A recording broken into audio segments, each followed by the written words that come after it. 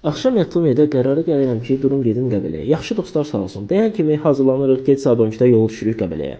Səhərimi belə gözəl günəşli hava ilə açıram. Özümü məsuliyyətli işlər göstərməkdən ötürü başlayıram həyat işləri görməyə. Burada ayağımda şəkildə fikir verməyim.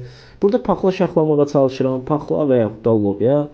Şaxlanın arasında gördüyünüz kimi bir quş yuvası tapıram. Həmin quş yuvası dağılmadan sonradan qaytarmışdım öz yerinə. Balaca əlimi yaralayıram, amma işimə davam edirəm. Çoxdan iş görmədiyim üçün də biraz yoruluram, amma işimi bitirirəm.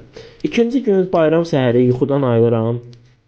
Dostum sağ olsun, ikinci bir dostum gəlir məni qapıdan götürür. Biz gedirik kəndimizin məscidinə bayram namazı qılmağa. Bayram namazı qılındıqdan sonra kəndimizin imamı bizə bayram barəsində məlumatlar verir. Necə yarandığı, necə keçirilməli olduğu barəsində məlumat verir.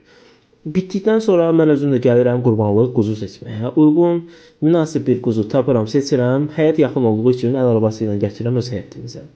Burada da daim sağ olsun quzunun kəsilməsində, dərisinin soyulmasında, hissəli bölünməsində köməklik göstərir. Ondan sonra biz özümüz də onu qohumlara, qonşulara, ehtiyac sahiblərinin paylanılması üçün hissələrə bölürük və həmin hissələri mən özüm yavaş-yavaş başlayıram paylamağa. Burada da görürsüz. Ondan sonra da çox kiçik bir hissəsini özümüz üçün saxlayırıq, onu da nuş eləyirik. Allah kəsilən bütün qurbanları qəbul eləsin, bayramınız mübarək olsun.